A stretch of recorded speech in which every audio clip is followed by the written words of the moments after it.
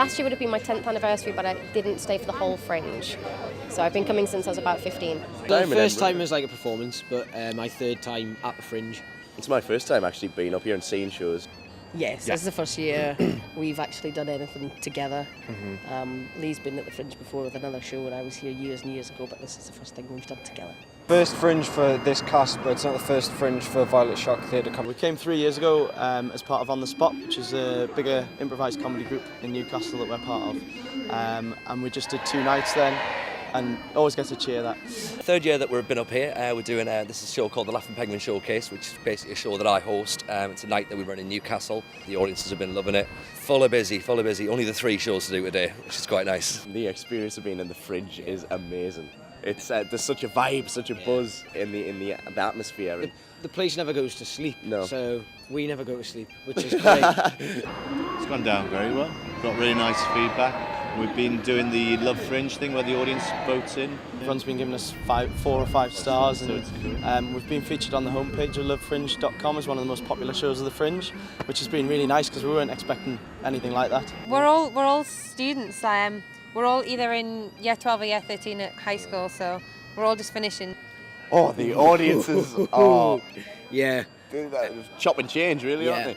Some night we had 1 week where we did some fantastic performances. The beginning of the week, and the audience were lapping it up. Yeah. And then one night they just didn't respond to Yeah. us at all. And We've also had a couple of small audiences that have given us so much. Yeah. It's been like a full house. So I mean, you really can't predict the audience. We're getting better audiences now. We're getting more reviews out. We got a 5-star review yesterday. To be fair, most of them have been shit hot, haven't they? Pretty sure you're not allowed to say that.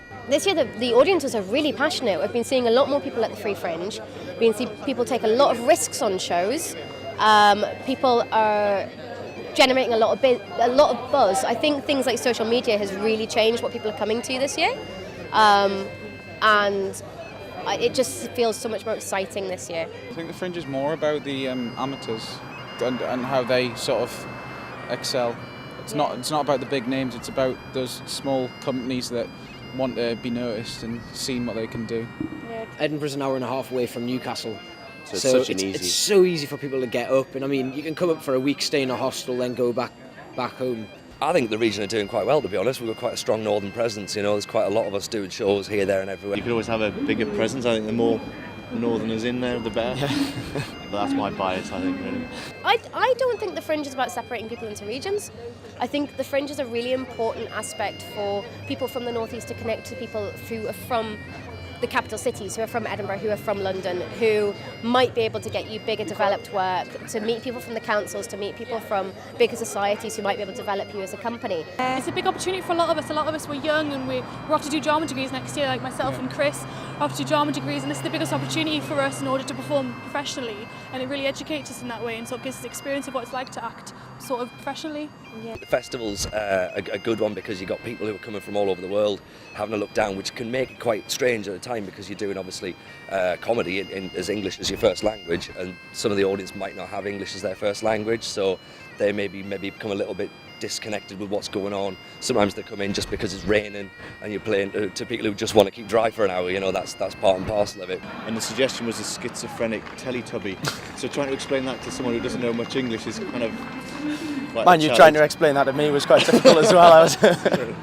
I love Newcastle audiences. I think they're absolutely amazing, and they get what we do, particularly what Ed and I do, because we do sort of old style vaudeville things and people are really into that. But up here, they've come to see the Fringe, they've come to see something away from the television. So half the job's already done. You don't have to convince them why you're there. If you go out and do a street show, well, people are standing and stopping because they know they're street shows. It's not like standing in the middle of Northumberland Street where everybody's going, actually, you're blocking my route to McDonald's. I'd rather be doing that.